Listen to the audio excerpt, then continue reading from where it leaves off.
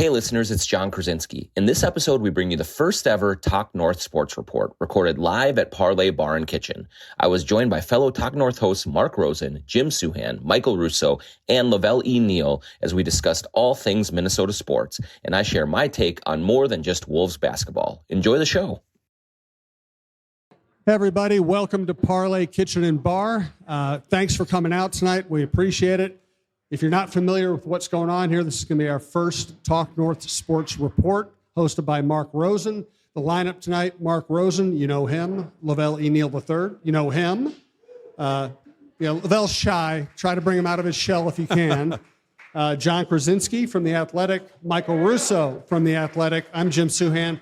So we started this a number of years ago, and we always looked forward to having this kind of a show with somebody like Mark Rosen hosting. Michael Russo has been great for us. This thing would not have gotten off the ground without him. John Krawczynski does one of the most popular shows on the network. LaVelle has been a friend and a colleague of mine at the Star Tribune for 27 years now. 26. 26, right? Yes. 26 years now. That makes me feel younger. And of course, Mark Rosen is one of the great TV personalities in Minnesota history. Hall of Famer. He has just signed on. Yes, Hall of Famer. And he's just signed on with our network, talknorth.com. If you're not familiar with this, it's a bunch of sports podcasts with the best lineup in town. We also have outdoor content, and things are growing. This is a sign of that. We're really thankful to Parlay Kitchen and Bar for having us. We're also sponsored by Giggly THC Beverages. There are free samples in the back. I drink this all the time. It's great. Highly recommend it. I'll be drinking it during the show tonight, so I'm not responsible for anything I say. Thank you to Andrew Height, our Vice President of Business Development, who put this all together. He does a great job for us. It's another reason we're growing so quickly. Alex Haugen is our producer. So thank you for being here. Let's have some fun with it. And now, Mark Rosen. All right. Thanks, Jim. First of all, I can't tell you how excited I am to be a part of this enterprise and with these professionals. They are the best of the best, and I've known all these guys for a long time, and to have us all under one roof, as they say, is going to be a very exciting. My first venture into podcasting, really, and I'm excited for the present and for the future, and with the possibility, the limitless possibilities that I see in terms of engaging with people in a different format. You know, the TV thing was great for 50 years. Radio still is fun, except when I work with Common every day. And then, but that it's still, this is something that I've really looked forward to because you can kind of expand my horizons a little bit and get different guests on different levels of not just sports, but other parts of our society as well. But tonight, we're here to talk a lot of sports with these gentlemen in particular who are so good at what they do and have such a great following in the Twin Cities. You know, I had all good intentions of starting out, since the Twins are starting their season, of talking baseball right away. And we'll get to it. We'll get to all the sports before we're done. With the ownership situation, television situation, the team itself, of course. But then, shocking, the general manager of the Minnesota Vikings, Kwesi Adolfo-Mensah, decided to hold a rare news conference, at which time, you know, I mean, I'm thinking, and I spoke to Jim Souhan about it a little earlier. I went, what was his motivation for doing this? And then, unless his arm was twisted and got talked into it. You know, everybody knew they had a good offseason. They signed some great players for offensive line, defensive line in particular. But he knew damn well most of the line of questioning was going to be about a guy who's not here. It's about Aaron Rodgers. And sure enough, the question came up over and over and over again. So as I turned to the panel, I think the question is, and Kwesi addressed it today, the elephant in the room, when he talked about KOC, Kevin O'Connell, not being there, but also his exact quote was, they have had a lot of conversations, meaning Kevin O'Connell and Aaron Rodgers. So we kept hearing, and John, I know you've been covering this a lot. We'll start with you. You know, this is maybe an indication of where we are as social media, the way reporters cover it, nationally, locally, how you weigh in on this. But he put a stamp on it. He didn't make it sound like A-Rod was going to pull a Brett Favre and be here, you know, at the end of July. But he certainly did not deny the fact that they've had conversations.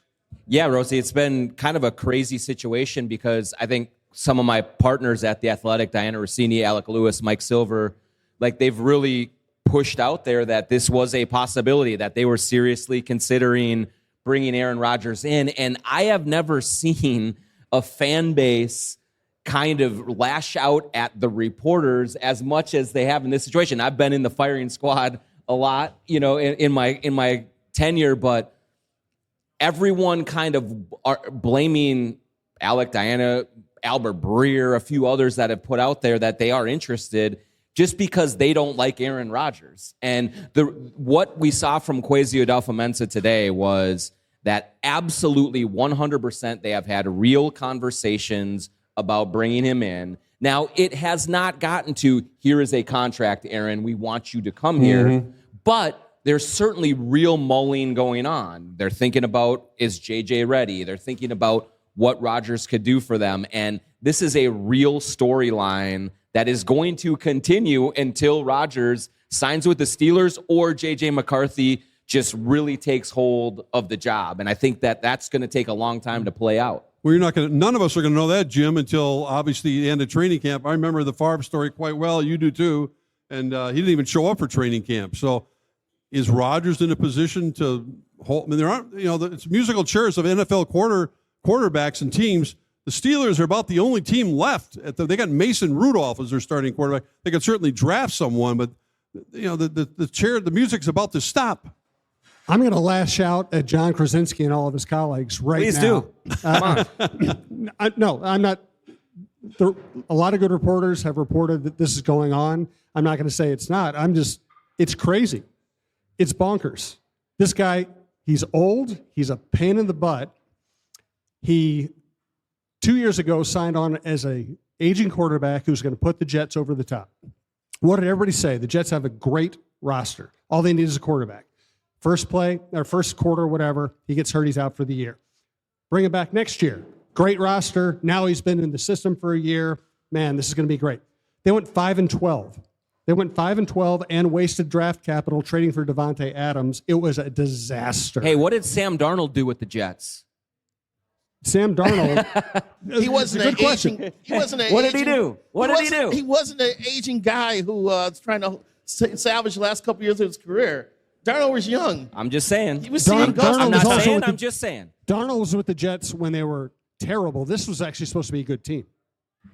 I do have a question, though. Go ahead. To your Michael. original point, what would be the motivation today of him to, other than validating the great reporting by our colleagues, what would be the motivation to put this in JJ's head right now? I don't understand why to make this a continued storyline where he didn't put it to bed today. He basically said, JJ, if you flounder, this is here waiting in the wings, a Hall of Famer. It just seems like this is not the proper way to go into a season with a young quarterback that you expect to be your franchise quarterback. I don't understand what the motivation was to not at least say, look, we've decided we're going with JJ. Yeah, he lit the fuse a little bit more, LaVelle, and this is not a story that's going to go away anytime soon, I don't believe. And the Vikings aren't going to get anything settled. This is, the training camp doesn't start until the end of July, and Aaron Rodgers, I don't think has the desire to come in and mentor JJ McCarthy. If he's going to come here, he's going to start.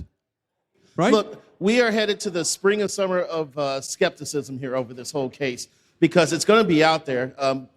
Rodgers is not going to sign anytime early because then he has to go to OTAs and get to know people. He's going to do what he did last year with the Jets when he was out going to some concert or some party in Europe while the Jets were trying to prepare for a season. And that's one of the reasons why it's dangerous to even touch this guy. But Rodgers is going to let this play out. The Vikings are going to sign a veteran quarterback. They're going to add a veteran quarterback somewhere to the roster. I don't know if it's Rodgers. It could be Brian Tannehill. It could be Case Keenum for all we know. Right? I know it's this. As a fan, I'd be incredibly nervous about this guy tearing up the clubhouse, trying to take over the team, trying to become the offensive coordinator and the general manager. The beat writer, columnist, reporter in me would love Aaron Rodgers to be here. He would give me 5 to 10 columns a year easily, or 5 to 10 columns a month maybe, for all the chaos he could perform here. So this is just beginning. Kwesi did nothing to quell this today, and he's just going to, the anxiety meter in this mark over the possibility of Rodgers, real or not, him appearing in a purple uniform. I'm a huge JJ guy. Like, I love McCarthy. He was one of my favorite guys in the draft. That said, all this says and everything that they have done from a messaging standpoint is we wonder about JJ McCarthy. And not necessarily is he going to be great years down the road, but this is a roster now that is going to go into this season expecting to contend for a deep playoff run, maybe even a Super Bowl with all of the free agents that they've signed and everything. McCarthy missed all of last year. There is questions about how will he be ready to lead a team at this level and win at this level. And so that's what they are telling us, even if we don't want to hear that. The Vikings are saying, we are not sure if J.J. McCarthy is ready. Here's a question for you, J.K. What do you think about this? The Vikings won, 15 games last year? I think so. Early Vegas props have them at 6.5 wins. That's what the J.J. McCarthy era is starting out in terms of Vegas prognostication. Wait, right now? Yes. It came out. I got a guy in Vegas, big surprise, today who went up and looked at props for me. 6.5 wins, over under. How much should you put down? Yeah. So in the meantime, all you guys in agreement? Are the Vikings going to move on a backup quarterback, a Joe Flacco or Ryan Tannehill? Will they bring one of those guys in long before they get to camp? Or are they going to wait this thing out a little bit longer? Why do they have to do it now? That's They what don't. I would guess. Like, I would say they're going to string this out as long as they can. If Rodgers is still a possibility, there's no reason to pull the trigger on someone else until you know that that ship is totally sailed. But Jim, nothing's going to happen between now and they got OTAs, they got minicamp. You know, J.J. McCarthy's going to throw the ball around. No one's going to touch him. No one's going to rush him. I mean, you're not going to find out. I mean, you're going to find out if he's physically able to play the game of football right now, but they're not going to solve anything until August. They're not going to solve anything, and this is really what Aaron Rodgers wants. If he could create a situation, it would be this. The Steelers are now desperate. They have no other options. Right. He has them over a barrel. He spent 6 hours at the facility and didn't sign. Correct. The Giants need him too, so he's got leverage with the Giants. Now he has created leverage. Whatever you think the likelihood of him actually signing with the Vikings at some point, he's created leverage by having the Vikings involved even as a tertiary option. He loves this. And now he can do whatever he wants all summer, be in the headlines, whether he talks about it or not, be in the headlines more when he doesn't talk about it. This is perfect for him. Yeah. And Michael, you've dealt with enough general managers in the sport of hockey in a lot of levels, and you know how information gets funneled many times through agents, through the GMs. So from your experience, I mean, do you think this was kind of predetermined today that Kwesi wanted to kind of get this out there? And he had to have some motivation to do it today, and I totally agree with Johnny too that clearly the message is that they're not trusting right now that at the situation that they are in and with the expectations here that JJ this year is going to be able to lead them to maybe where they think. So, but you know, this guy's down in Mexico golfing right now with Case Keenum and Harrison Smith and these guys, and you just now he's going on social media, as we know he's very apt to do, and reading about all this today. It just seems like putting all this stuff in his head is bizarre to me. The other thing, as you mentioned with the backup quarterback situation and signing guys, in a land of no guaranteed contracts, I mean, if they all of a sudden Rodgers came to fruition, you could just theoretically get rid of whoever you got, right? Why is Case Keenum playing on a Vikings team at an NFLPA golf tournament? Well, Thielen is too. So maybe He has nothing else to do. He's got nothing else to do is right at all. So, but they're going to hit it off, and maybe isn't there a March 28th deadline too, where you don't have to give up a compensatory pick? Yeah, so maybe after the draft. So maybe in a couple of days we'll see them sign a Flacco or Tannehill. But John Krawczynski, you said something at the outset too that you used the word Super Bowl. That this team, after watching what happened the final two games against Detroit, in particular against the Rams, where Sam Darnold just got bulldozed, that they've made enough improvements with at least on paper, the offensive line, defensive line, to make them competitive, even though, as LaVelle said, the Vikings are picked to finish last right now in the NFC North for no other reason than J.J. McCarthy's never played a game. But do you feel that this team and the front office is in that mode right now of win now? Yeah, I do think so. I don't think that they're looking at any kind of a gap year step back as you kind of transition to McCarthy. I think one of the ideas in drafting a young quarterback is that you have the financial resources to go out and sign a bunch of other free agents and really beef up the team around him if that is the quarterback that you end up going into battle with, and you have a better offensive line, you have weapons all around him, you have a better defense, and so they're ready to go. Now, of course, you'd have real questions about, is a second-year player who didn't play at all in his rookie season ready to lead them to a Super Bowl? But from a talent standpoint, the rest of the roster, stack it up against anyone in the NFC, other than maybe Philadelphia and maybe Detroit, from a talent standpoint, they're right there. They've had a good offseason, too. Yeah, they've had a huge offseason. Well, look what the rookie quarterbacks did last year in the NFL for the most part. That's Starting right. with Jaden Daniels, even the Bo Nix. Yes. Okay, Caleb Williams. Poor Caleb. He We had don't no need one to to put help Caleb him. Williams in that category. No, he's not there. He's not there. He threw for over 3,000 yards. He threw 5 picks on Did you that. watch the Congratulations. games? I Congratulations. watched all of them, unfortunately. Matt Eberflus ruined him. But yeah, no, it's a team that I think with good quarterback play should say they're in the conversation for the division, for a deeper run in the NFC, and even coming out of it, because I think they are that talented everywhere else on their roster. Let's take all the chemistry issues out of the equation here. Do we think that Aaron Rodgers can help the Vikings win? So I think that McCarthy is better right now, a better option talent-wise than Aaron Rodgers. Now, that's me. Like, that's Michigan fan John Krawczynski and going that way. But I understand why they would have some trepidation about it. This whole thing reminds me of when the Wild years ago tried to sign Mike Modano, and it was close between him and Detroit right at the end. Remember that? Mm-hmm. And we both thought it was the same thing, I think, as a lot of the fans. We thought Modano was kind of using the Wild to leverage the Red Wings. He eventually signed with the Red Wings. The Wild signed like John Madden a couple days later. But this whole thing, like, it just, to me, to your point originally, is like, this is not Aaron Rodgers when he was on Green Bay. This is a very different quarterback. And I just think you've invested so much into this kid. Unfortunately, he had the unbelievable injury last year.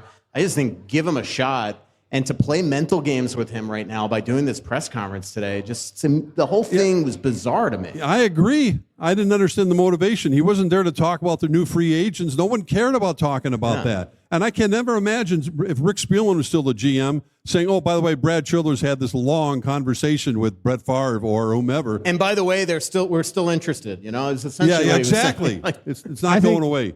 I think Kwesi he's highly intelligent. He is not yet media savvy. And it's funny, people who deal with us and hold press conferences and are in front of us all the time, there's an art to it, and there's a knowledge about how things will be reacted to in the modern era. And I think Kwesi just kind of gets up there and says, I'm going to be a nice guy, and here's what I think. I don't think he really thinks through what the reaction will be. And he's going to tell you that he used to trade stocks. Yeah. Oh, remember we talked about earlier. Remember when he said something about Kirk Cousins? Well, he's no Patrick Mahomes, right. But we got Kirk Cousins. It's a statement of truth, and yet it's a statement of truth he shouldn't be making in the context of being a leader of his organization. Yeah. I will say, though, that's also a very difficult position that we put him in, because he says, well, Kirk Cousins is no Patrick Mahomes. We say, how can you say that about Kirk Cousins? Of course he's no Patrick Mahomes. Everybody knows that. Like, exactly. Get him coming and going. Well, let's switch gears here, and I don't want to dwell on one aspect of it, LaVelle. I'm talking to you specifically about the Twins situation and the ownership, but it struck me, and I just went, wait a minute. Obviously, they're trying to sell this baseball team, and whether or not there's an owner ready to close the deal or not remains to be seen. But Joe Pohlad wants to still control, was that the right word, control the team if possible? I do not in the least understand how this would work out if another buyer bought it and Joe Pohlad would still have some sort of say in the day-to-day operation. The Twins, from the day that they announced that they were exploring the sale, I was getting indications that Joe was the one who was outvoted by the family. He still wants to try to give it a go and make it work. So that's always been out there as this process has gone along. And here's the thing. The Twins end up being pulled off the market, he's going to end up running the team. So they may be in a situation where he's going to be around regardless if the fan base likes it or not. But I think he's made some verbal missteps along the way. I think he's made some mistakes now that he's tried to explain things and package things and talking about right-sizing the payroll. and failing to warn the fan base of what was coming down the pike in terms of television coverage before the beginning of last year. And those things, I think, stick.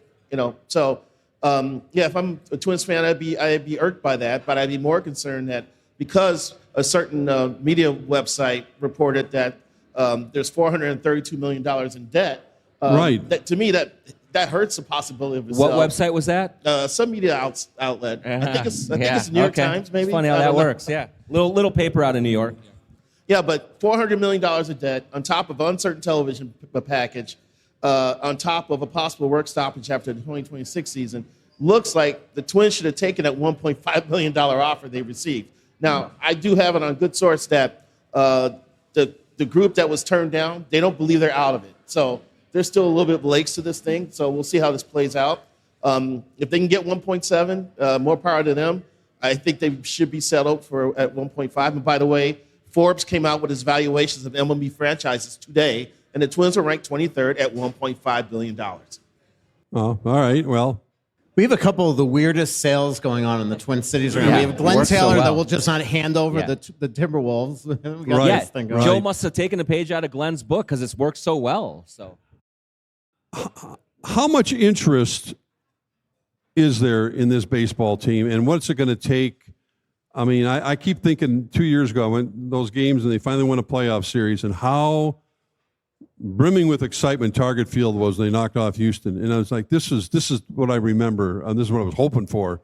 Even when they had the home field advantage against the Yankees when they first opened up Target Field, it didn't work out very well. That series was amazing.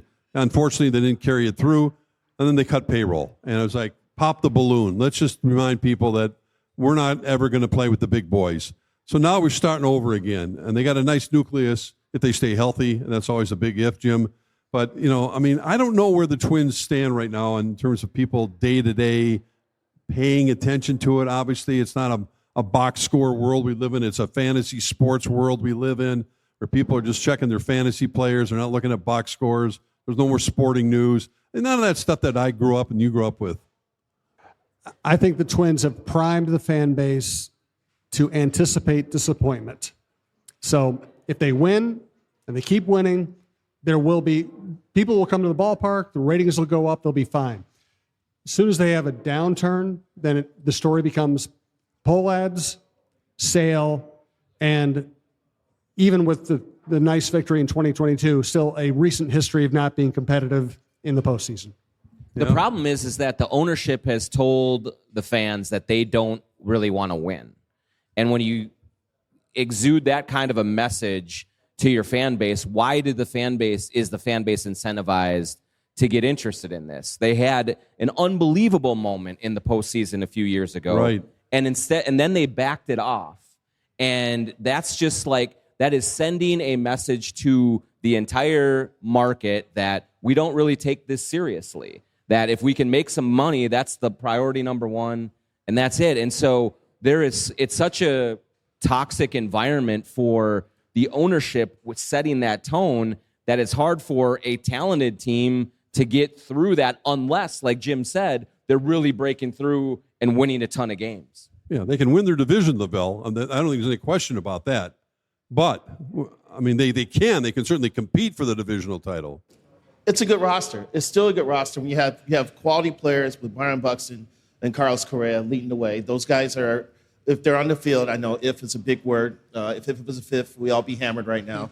But they're 5 WAR players and above if they play a majority of the season and able to lead their team. They have a solid rotation, especially their top 3 guys, and their bullpen's considered one of the best in baseball. This team's going to be competitive in the division, and in an improving division. With the Royals rising and the Tigers being surprised last year. But the Twins could still be a good team in this mix and make it interesting. AL Central is going to be good this year. And as long as the Twins can keep their guys on the field for most of the season, they're going to be right there. And I think they can win the division. And that would help people forget the bad messaging that's gone on with this franchise the last couple of years. We all know about NFL players because we watch them in college. We know about NBA players. We watch them if they're in college, and we know when they get to the pros. Major League Baseball and Michael Russo, the NHL. I mean, they both need to do a better job of marketing their players around the country. I mean, we know about the big names, but you know everybody intimately. But when you talk about hockey all the time and you're breaking down potential players for the Wild even after this year, I really got to pay attention. I'm going, oh, yeah, I've heard of that guy, but I don't really know much about him. Yeah, well, a lot of it is access now, too, which I think all four of us could probably attest to. That, I mean, you don't get as much time with these guys. They never practice. The locker room's in and out. You don't get a lot of access to do the storytelling that we're all used to doing. To your point, in Major League, in basketball and football, you know all these players from their college careers. These are amateur drafts, so you don't really know these guys. And the problem that perennially we've always had in hockey, and it's a culture thing, is that they don't want to sell themselves. And I think the league is doing a much better job of having the Amazon series and trying to market these guys, but they also have to put themselves out there to really show their personalities. And that's why I just covered the Four Nations last month, and I will say that the guys there just did a tremendous job of one, giving us incredible access on a daily basis, but letting their personalities shine. And I think that's a problem that we always see in both the sports that you're talking about. That's why I got a chance to meet Royce Lewis last year, and I was blown away about what a great dude this guy was. He's the best. Yeah, exactly. Yeah. And it's a shame that, again, he's starting off hurt. So since something in the water here in the Twin Cities there, no too, kidding. with the injuries. Well, since we're talking injuries, there's a guy named Kirill Kaprizov who's been waiting to, every Wild fan who has been in attendance and watching the games and not really getting any information other than, I think finally this week we hear that he's almost close to returning to skate along with Joel Eriksson Ek. And, we know that the team has zero chance unless they get those guys back. How frustrating is it for you when you cover the team to kind of have to deal with this on a day-to-day basis when everyone in your circle and your following wants to know? Yeah, the one thing, like Bill has always been pretty private about and not transparent when it comes to injuries, but this is the first year where we're not even getting timelines, and everybody's week to week, but we're running out of weeks here. There's 10 games left in the season. The good news is, and I've been reporting this consistently since about March 6th, which is the day before the trade deadline, that I was hearing that there was a strict timeline with him, with Kirill in particular, that 3 weeks from that day that he would be on the ice, which coincidentally is tomorrow. And I do believe that he's going to be on the ice tomorrow with Eriksson Ek tomorrow. So at least that's the beginning. But the question is, how much leeway time, the playoffs, if they make it, starts April 19th. And this is a guy that, made it extremely clear when they played Dallas a couple years ago that when he missed 11 of the final 13, he missed 13 straight games, and then they sat him out 2 of the last 4, that he just went into the playoffs rusty and wasn't himself. And so, there's a difference between being back in the lineup and giving them a jolt, and are you up to the standards that you feel that you could play in and be impactful? And that would be my biggest concern right now, is I don't doubt that they are going to come back. The question is, where are they right now in the standings at that point? And then, how good are they in the playoffs when they're going up against, they're going to play, whether it's Winnipeg, Vegas, or Dallas in the first round, and those 3 teams torch them even when they're healthy. So, right. There's not a lot of confidence right now in the fan base going into the postseason. A lot of it has to do with what you're just talking about. Well, your friend Lunani was saying it's more important, I think, in the context that should they have put Kaprizov on long-term disability, brought another player up potentially to fill his salary. He said it's more important to sign Kirill Kaprizov to a long-term deal than it is to make the playoffs this year. Interesting point he made on that. Yeah, who said? I'm sorry, who that said was that? Lunani, Lou new said guy that? in town. I mean, I think that this is the one thing that is very clear with Kirill is what we're seeing right now on the ice proves his value and makes him there are a lot of people that keep on tweeting me and asking me do you not sign him now because he's essentially this is 3 years in a row of being hurt, and I think it's the opposite. I think this team is absolutely unentertaining without him, and they can't score clearly. And just his impact in the lineup makes everybody else better. I mean, Matt Boldy has absolutely disintegrated here the last 2-3 months. Marco looks like a tired hockey player. So I think it just further shows his importance to getting this guy signed. So whether making the playoffs or not, they got to make the playoffs. I mean, that when you give up your first-round pick and a second, a third, and a fourth for a guy that you're not even playing, and now, they sent him back to the minors in Eurocheck, and he hurt his spleen. You got to make the playoffs this year. Right. But you also got to re-sign Kirill. The other thing, just to make a longer story short, is, the people out there that keep on saying, well, why would Crow want to re-sign here now? I look at it the opposite approach. The Wild are going to offer him $115, $120 million this summer. That's if he gets hurt again next year and has a recurrence of whatever he's dealing with, like that money might not be there, whether it's from the Wild or a free agent. When that money is sitting in front of him on July 1, I think that's awfully enticing. And so I really genuinely believe that they're going to still offer him and make him the highest paid winger in the NHL. And I think this puts if it were me, I would sign. This is the kind of stuff too. you get when you listen to TalkNorth.com. Michael Russo does Worst Seats in the House with Anthony LaPanta. John Krawczynski does the cleverly named John Krawczynski Show on the Timberwolves. It's a nice ring to it. How pompous. Man. It just rolls off the tongue. It really, Krawczynski always rolls off the tongue. Are you your own title sponsor? Absolutely. John and I Money also goes straight to my pocket. John and I also argue regularly about Aaron Rodgers on the Viking Update Show. We have Jeff Diamond, the former Vikings general manager, on the network. LaVelle is part of our Chin Music Baseball Show with Roy Smalley and myself. Mark Rosen, his first show on the network, other than this, his Rosen Sports Monday will drop on Monday. He was stuck with me as the first guest, but he will improve. He has some really big names lined up there. I feel like I was on one of your last shows of Rosen Sports Sunday. It was like me, Cheryl Reeve, and Waylon, if I believe. I think, Waylon was on. Yeah, I think I had Mike Beck on as my last guest as well, which was a lot of fun. Yeah. We I also only got on one time. I had to beg and plead, and that was it. I only went for the chase on the lake gift certificate, so that was. Yes. That was Oh, man. We also have Don Mitchell's show. We have Mike Grimm on the Gophers. We have Bar Down Beauties on hockey. We have Kevin Gorg on hockey. We've got a lot of shows. You got them all loaded So up. check it out man. at TalkNorth.com. I always say we had the best sports lineup in town. That was before we got Mark Rosen. So things are really rolling now. We also want to thank the people who make this all possible. Parlay Kitchen and Bar, that's where we are tonight. Thank you all for showing up. We plan to do these shows quarterly, and we'll might cycle through some different guests each time, but you get the idea. Again, it's great to have Mark hosting this. Parlay Kitchen and Bar. Mark had the brisket for dinner beforehand. I'm going to get either the Outstanding. brisket. Yeah, I'm going to get either the brisket or the tacos to go later. We are drinking Giggly. Giggly.com is what you see in front of us. It's what you see with the signage. It's available at pretty much all the liquor stores around town, Total Wine, MGM, Cub Foods. It's at all the Quick Trips. Or you can go to Giggly.com, Gigli.com. They do ship nationwide. And here's the spiel. Ready to upgrade your drink game? Grab a 4-pack to take home today. Use the code GIGLY-NORTH, Gigli North, to get 50% off your first order.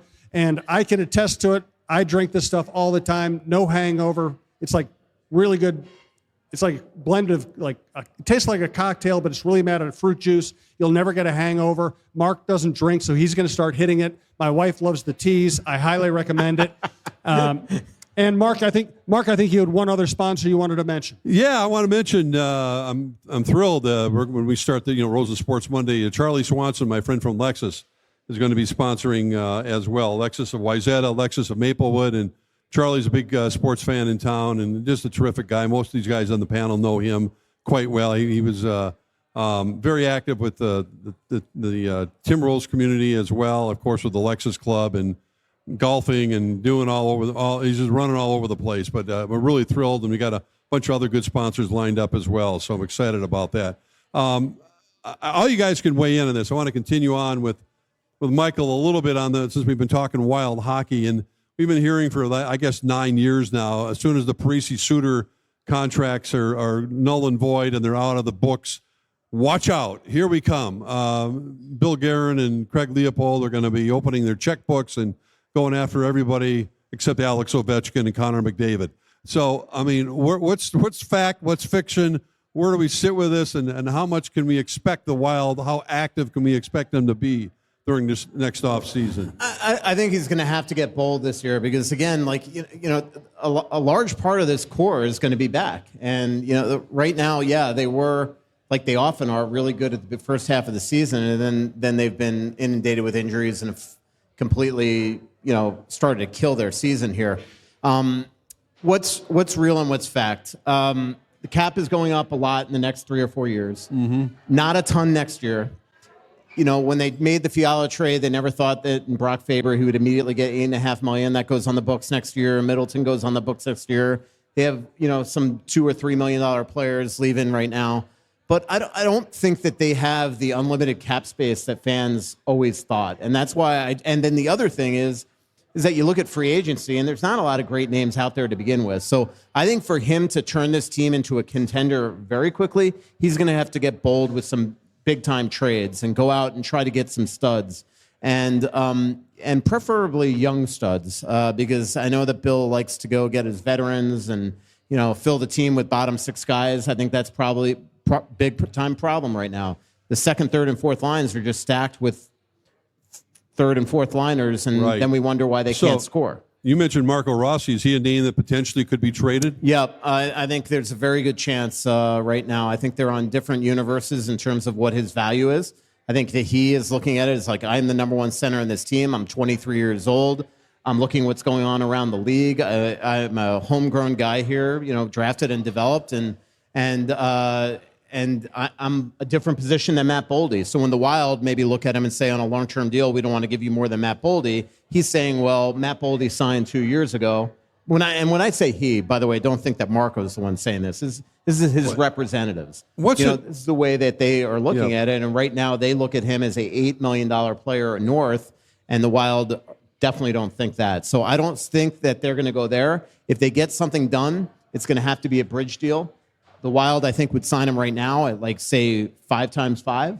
But I don't think that his agent is really intrigued by that right now. Maybe it took watching his performance in Montreal, but what's it been like to be around Marc-Andre Fleury when you appreciate his greatness and what he's done in his career, and watching him at the tail end of it here?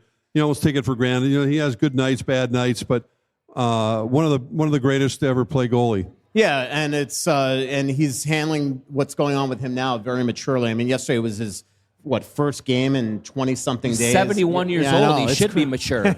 Like, what the heck? Yeah, but I could tell you that they didn't put him in a great position to succeed yesterday. I still think that he played really well. But to get to your point, I mean, he is the absolute best. He treats everybody with so much respect, fans, media, everybody alike. Like what you see, he is exactly what is not only advertised, but what you see every time you watch an interview with him. And it's truly been great to be, able to document the last, 4 or 5 years of his NHL career. I've long been, friendly with him too, for just years of covering the league.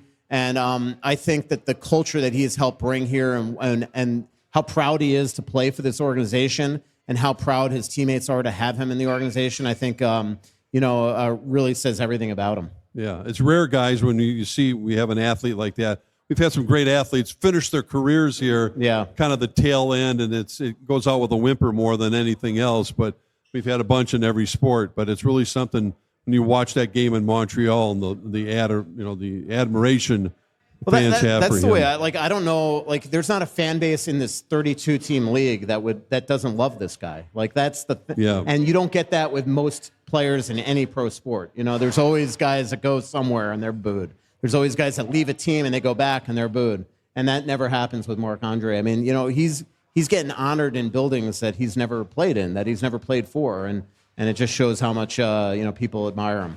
All right, Michael, we're going to talk some basketball, so go have some dinner. I covered the Miami Heat. Yeah, he was one of us early on. Yeah, so I'm just kidding. Here. And I will say I've watched more Wolves games this year than I have in probably. We're sorry. On TV or in person? Yeah, I mean. And not in person, on TV. Yeah, you guys can cover it all, that is for sure. But, the Timberwolves. I mean, I mentioned Johnny Krawczynski and Johnny Athletic, that I thought this team on paper right now had more talent than they did a year ago. But it doesn't mean they're going to get it nearly as far as they did a year ago when they went to the Western Conference Finals. Slow-Mo's not here anymore. They made some other, obviously, Big Meow's not here anymore. But it's hard to get a handle on this team and who they are, what their identity is, what they're capable of. I know they had a tough practice. They got Phoenix here Friday night, and then the bell rings in a short time. And are they going to be able to turn it on and be that consistent team that Chris Finch has been begging for? That and you get sick and tired of hearing the players go, well, they tried harder than we did. What? Yeah, I mean, I honestly, I don't know what we're going to see, but like, I actually think that one of the issues that they've faced in this stretch where they've faced really poor or below 500 teams, that's actually worked against them. They're not mature enough as a group to just kind of run through these guys like they should as a bulldozer and pad these wins.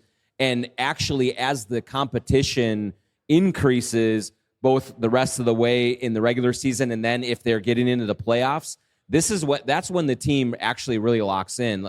I would be surprised if on Friday night against Durant and Booker, they don't actually look better than they have in the last 2 weeks. And so it's a team that rides a roller coaster very maddeningly, because literally all they need is 2 or 3 more wins and they'd be in the 5th place right now. And instead they have put themselves in this position of having to scratch and claw and fight. And we just don't know night to night what you're going to see from these guys. Is Anthony Edwards, guys, kind of a modern day, a new version of Randy Moss at his age? I mean, from a maturity standpoint, a talent standpoint, and just, charismatic, all the things that Randy Moss was, enigmatic. I mean, just, all that it wrapped up into an extremely talented person. I think they're very different. I covered Moss from, his first day as a Viking and got yelled at him quite a bit. And Anthony, there's some signs of immaturity, and he's still trying to figure out the game and how to be a superstar and all that. But there's never a question. He's not selling out people in the organization. He's a good teammate. He plays hard. He always wants to play hard. With the caveat that he doesn't always get back on defense because he's arguing calls, but you see effort. Right. He's put an incredible amount of work in. Randy had some of those things. He certainly worked hard. He was certainly a good teammate to some of his teammates, but he could also destroy your locker room in 5 seconds. Here's the difference. Randy Moss walked off the field during a game with the Vikings in playoff contention. Right. Anthony Edwards would not do that. Well, that says it all. I mean, that's right. I think he's like, one of the things that you see about Ant is, for all of his youthful foibles that he has, every teammate wants to run through a wall for him. He is one of the ultimate team first guys. Anytime that attention comes on him, he deflects it elsewhere and wants to talk about his teammates and wants to get him. There are certainly veterans on the team that get frustrated with some of the shot selection, that kind of wring their hands a little bit and want him to be a little further along in his understanding of the game than he is. But they all look at him as someone who has a good heart, who has the right intentions, who wants the best for himself, but for the team. And so that's why they continue to ride with him. And that's why eventually, maybe it's not this year, maybe he's 25, 26, 27. I really think he does break through, and you see an MVP type season. You see a team that maybe goes to the finals on his back. The Vikings traded Randy Moss during his prime, right, for a 1 draft pick and an average linebacker who was only going to be there for a year or two. They didn't trade him for football reasons. That's a crazy deal. Insane to make that deal on basis of football. They traded him because they couldn't get through a meeting with him in the building. They traded him because he was the loudest voice in the organization, and everybody else knew they couldn't function as long as he was there. Anthony Edwards is nothing like that. Well, KG was kind of like that. I mean, at times, was he not? I mean, he yes. Yeah, I mean, he demanded, I remember him telling Glenn Taylor that we got to sign Will Avery to a long-term deal or whatever. Trent Hassel, Troy Hudson. Yeah. Yep. Troy Hudson. Look, KG, there's no one that played harder. There's no one that gave the fans more value for their buck on their ticket, because night in and night out, you knew out there that he was going to be out there and he was going to be given everything that he possibly had. But behind the scenes, he could be difficult. But that is the one thing about NBA superstars, is so many of them are difficult in their own way, shape, and form, whether it's KG, whether it's LeBron, whether it was Kobe, whether it was Shaq, whether any of the very top of the top guys are very difficult to deal with sometimes because they are their own corporations. And that so far is what separates Ant. Steph Curry is in that group of guys, of superstars that are easier to deal with. But even Giannis, we saw Luka traded. We've seen all of these guys that you just have to hold on tight and buckle yourself in because it is going to be a wild ride. But you know what? Generally speaking, these guys are so impactful that you just have to swallow hard and do it. And that's what you had to do with KG. That's what they had to do with Moss for a while, and they stopped doing it. But Ant has not put that stress on the organization like a lot of these other guys right now. But Ant could go ahead and be Ant. He's a danger around a hot mic. But he has to understand, too, that the intensity they use to me, their marquee win was coming back in OKC. You can't go from there and then losing twice to Indiana in the last, 10 days. Yeah. He's got to realize that I got to figure out how to keep these guys on the same edge that we needed to win against a high-quality team and then throw out clunkers against LaVelle, the Pacers. You're the expert on ownership, so tell us about Mark Lowry and Alex Rodriguez. What is, once the NBA Board of Governors puts their stamp on it, we assume they're going to if all their ducks are in a row and the finances are set, kind of what's their long-range plan besides getting a new arena and for the team's perspective? Well, I remember the day that this layaway plan was announced, which will never be made again in the NBA, that I asked A-Rod about that. And he said, we want to do everything first class. And he's coming in with those type of expectations. Of course, that means an arena is a big component of that. But, taking care of the players and their families and having a top-notch organization is also part of that as well. What does that look like? I'm not sure. We also have to remember, too, that it was leaked that part of their plans for operating the team was the sliced payroll to get under that apron, the second apron. And Glenn was willing to pay the tax because he's finally got a team that's winning. So that's got to be a little bit of concern about how they're going to operate from a fiscal standpoint. Of course, that's before, I believe, Michael Bloomberg came on board, so maybe that's not much of a hindrance. But it's going to be interesting because really we don't know because we don't know. They don't have much of a history of sports owners or in sports. Definitely Lowry, A-Rod, baseball. So it's up to the Board of Governors to meet with them and decide if they're legit or not. And Glenn hasn't come out and said he's not going to appeal either. Are we sure that he's not going to appeal this deal or not? Or I know he was recovering from a medical procedure, so I don't know if that's hit him or not. Yeah, I mean, everything that I've heard is I don't anticipate that he is going to appeal. He has until sometime in May to really declare that, so he can take his own sweet time with it, and I don't think he's any rush to hand this thing over. Why?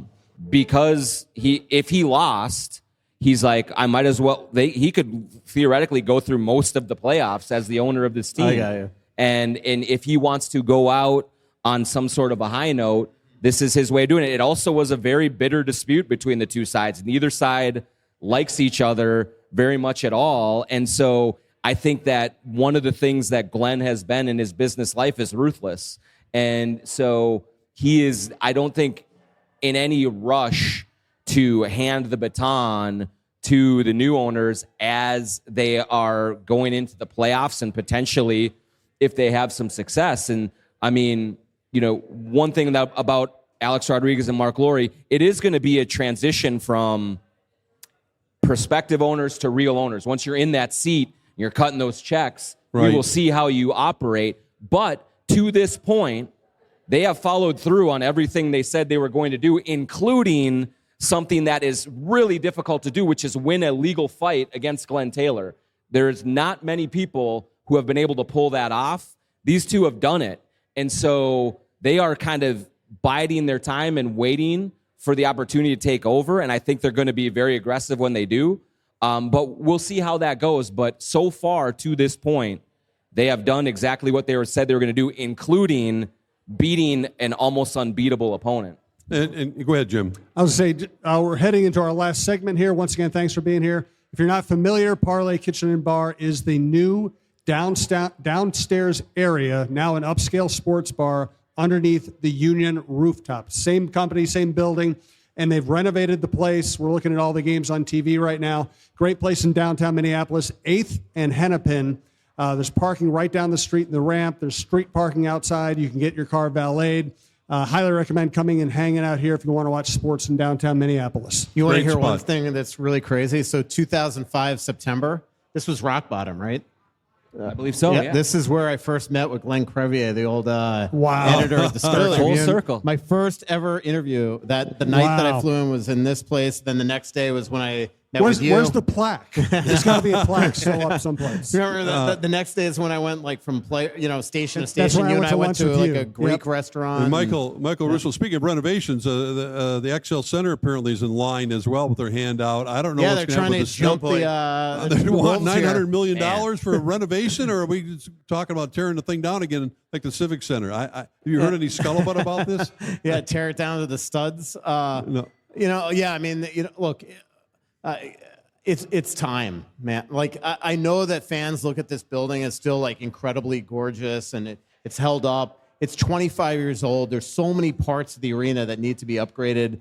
I mean, they barely have a club in there. I mean, all the frills that generate revenues that all these other buildings have, XL just doesn't have. They also have a locker room that's ancient as well. That nothing has been done into that locker room other than build a second-story gym since I've been covering the team. Wow. They have a video room where 3 guys have to sit on the floor and 2 other guys could, it's just, it is time. I know fans don't want to hear that. And of course they want Craig Leopold to pick up the entire tab. He doesn't own the building. He's just a tenant.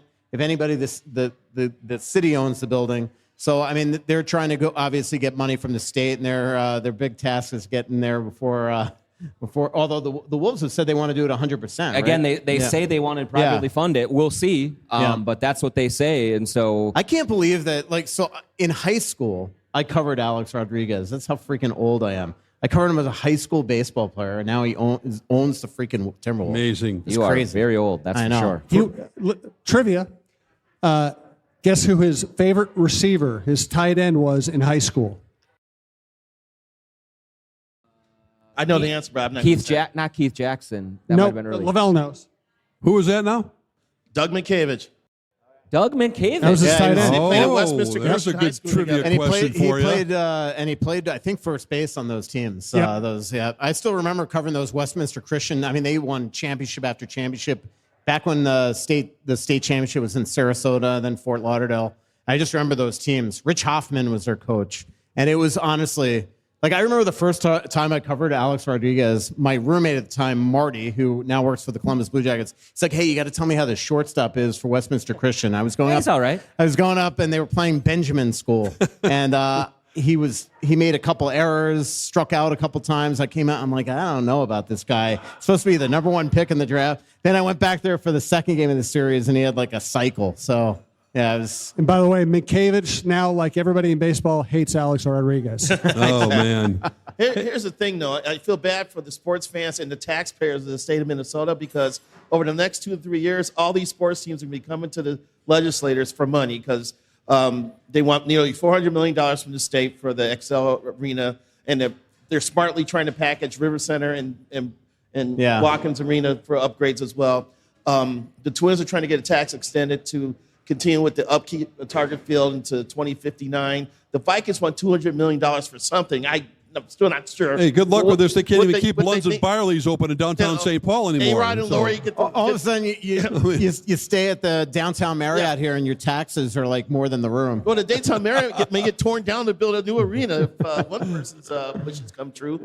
And the Gophers may want a new barn. And we're headed into a $6 billion deficit. And all these sports teams are coming with requests. They're paying Nico Medved too much. They don't have any money for I think a what barn. it comes down to is all the championships that they keep on delivering the fans here in the of course. state. You gotta pay it. You gotta Return give it on the back. investment, ROI. All right, for our last segment, let's dive into, and there's so much to get into with this. The Gopher basketball team, and speaking of arenas and everything else, hired a new coach, as we all know, Nico Medved, with the Minnesota ties. Colorado State was in the NCAA tournament, came within an eyelash, maybe a travel of getting into the Sweet 16. But nevertheless, he's here. 1,000 players are already into the transfer portal in college basketball as we approach the Sweet 16. I want to get your guys' thoughts on the hire, but more importantly, what it represents, because how much power does a coach even have anymore to kind of run a program the way he wants to. I mean, Tom Izzo went off the other day on a reporter saying, look, I don't want to talk about that stuff. I owe it every ounce of my energy to the players who are here right now. All I'm thinking about is Mississippi, and our next opponent. Of course, Tom Izzo can say that stuff. But, this is the chaos that college sports is. I'll give Mark Coyle credit for one thing. When Richard Pitino was hired, he was hired after 1 year as a head coach at a low major college team. Ben Johnson was brought in with no college basketball head coaching experience, and I think it showed. All right.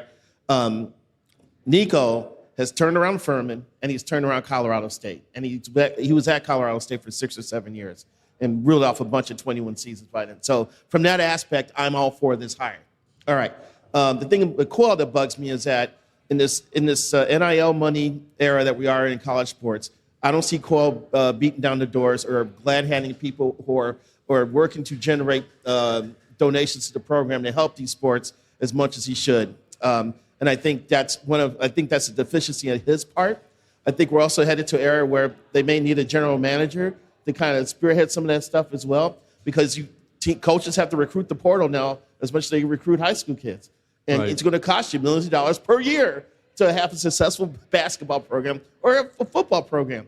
And I just wish Coyle was more out front in the community, talking to some of these Fortune 500 companies here about support and Gopher athletics. I think that's the next step that needs to happen. In addition to hiring Medved, that's the next step that needs to happen for the program. So Mark Coyle does not cut an imposing figure. He doesn't speak publicly much. He gets blamed for a lot. He probably deserves to get blamed for some of it. I'll just say this. This is what's surprising to me. He had a football opening. PJ Fleck might have been the number one coach on the market, and he got him. I think Niko Medved was the best coaching candidate on the market, and he got him. Mm-hmm. Now, they got to make it work. They got to find the money, all that stuff. But this, to me, is the best hire I've seen Gopher Sports make for a revenue coach in a long time. I like the hire a lot. I don't know him personally, but everyone that I know who knows him raves about him. That said, I am in the mind, and I've said it, like, you can hire a great coach. Like Richard Pitino is now at Xavier because he went and kicked ass at New Mexico, and he didn't do what they thought he should do here. There needs to be a real recognition that this program, this Gopher basketball program, is not a real program. And until they invest, until Mark Coyle puts some real work and investment behind this and not just football, it's going to continue to languish because Richard Pitino is a good coach, and they let him go, and he went and won at a high level at New Mexico. Now he's at Xavier. St. Thomas is the best program in this Twin Cities. Yeah. They've been afraid to play them. And they're opening up a new arena next year, and they're going to have money, and they're going to go after it. And the thing that burned me about Mark Coyle's statement about Ben Johnson, who I don't think was a great coach, but I think he was fine, was that he said there's no reason that we can't contend for championships at Minnesota. I can think of a million reasons because you never have contended for a championship ever, except for 1 year in the Final Four.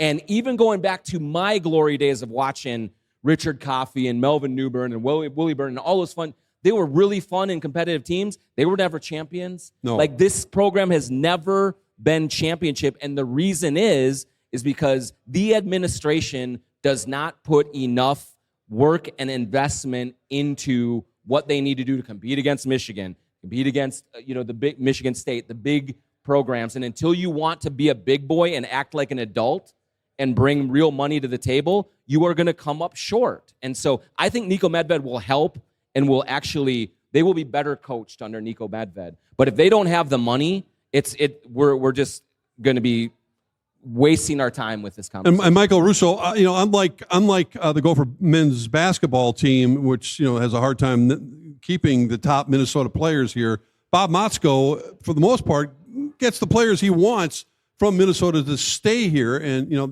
it's still difficult to compete for a national title. They're going to try again this week. Yeah, I mean, I've been here 20 years and they haven't won a national title. By the way, what Jim said before was so positive. I know the giggly has kicked in. So, Yes. it works. Yeah. It's magic. Cheers. But anyway, I've been waiting 2 minutes to make that joke. Well done. Well done. But yeah, I mean, to your point, I mean, like they've had great teams while I've been in this town, and I am not I go for hockey, aficionado. That's for sure. Right. I did cover them in 2012 though. But I've been here 20 years now, and they last won 23 years ago or some odd. Like it just shows you, and there's nowhere near as many Division I hockey teams in this country as there are basketball and football. It is very, very difficult, and they always seem to flounder at the end. Now, a couple years ago, when Brock Faber was a junior there, they obviously came very, very close in the national championship game. But it's just it is a crapshoot. But he does a really good job of getting the guys that he wants. Mm-hmm. Matthew Wood, you mentioned the portal, one of the top college free agents last summer. Everybody knew he was coming here. It just seems to work, and the portal. I have my own opinions on the whole portal and what it's doing and the whole NIL money and all that. Sometimes it's work, and it's, to me, it does what it's designed. The Wild have a first-round pick in Charlie Strammel that had to get out of Wisconsin. He's gone to Michigan State, had a really good year. Looks like now he won't be a bust, that he could be a player. But it is just it's free agency now. I mean, who was the player the other day in the NCAA tournament that basically said, "Well, asked him, what do you love about your coach?" He was like, "First of all, he's the guy that pays us." like you talk about saying the thing that you're not supposed to say in the middle of a presser. The coach was just like, I also want to say that I want the Go for Women's program to get some love as well in terms of support, because a certain website, which I won't name, had a story recently in which they ranked the states based on if you were able to keep all your high school talent for your state team. How would the states be ranked? Minnesota's women's was ranked second behind California. That's how much fantastic talent has left the state to go play elsewhere. And if they can get some support as well, I think Dawn Plitzewhite is headed in the right direction with that program. She's done wonders despite injuries to key players. But you just think if you're able to keep, and this is a hell of a state for girls basketball. It is. Yeah. Madison Greenway, she's going to Kentucky. That's unfortunate. Chloe Johnson, fantastic player. If you keep some more of those players, the Gophers could be back to the Final Four like they were with Lindsay Whalen and Janelle McCarville. Nita Krawczynski will be playing at St. Thomas. I'll tell you that. So. By the way, really? I just spent 3 hours at the Cigar Club with him. There's no doubt that he was telling me that he was prepping for the show. Well researched. Yeah, and I know one article you just read. Yeah. So. Mm-hmm. Well researched. The Gopher women's basketball team needs Mara Braun healthy. It would transform everything they're doing right now. Yeah, they're on the right track. And that's for by sure. the way, Chad Greenway was not going to let his daughter go to Minnesota. It was not going to happen. I bet if they paid her $1 million, what about the Iowa legacy commit? She didn't even go to Iowa. But then you don't want to go to the place your parents went, do you? Is she going to Kentucky? Is that where she's going? Yep. Or? Yeah. That's too. Do the Gophers is it still like the old days when all the players were driving around in those mopeds, or do they get now like Aston Martins? What is it like now? So this isn't the University of Texas, man. I still remember gassing up once on a university and Nick Bukestad rolling up in his little moped, and I'm just like, hey, this has been a blast. I hope we can do it again soon, Jim. Yeah, this is great. Thank you so much, Mark. Great job tonight. Thank you to the panel. Thank you to everyone who showed up. This is a blast. This will be produced as a podcast. It'll be on TalkNorth.com under Talk North Sports Report. Remember, Mark's first show is out Monday, Rosen Sports Monday. It will be generally a weekly thing. We plan on doing these live shows quarterly. So thanks, guys. I appreciate it. Thank you. Yeah, thank you. All right.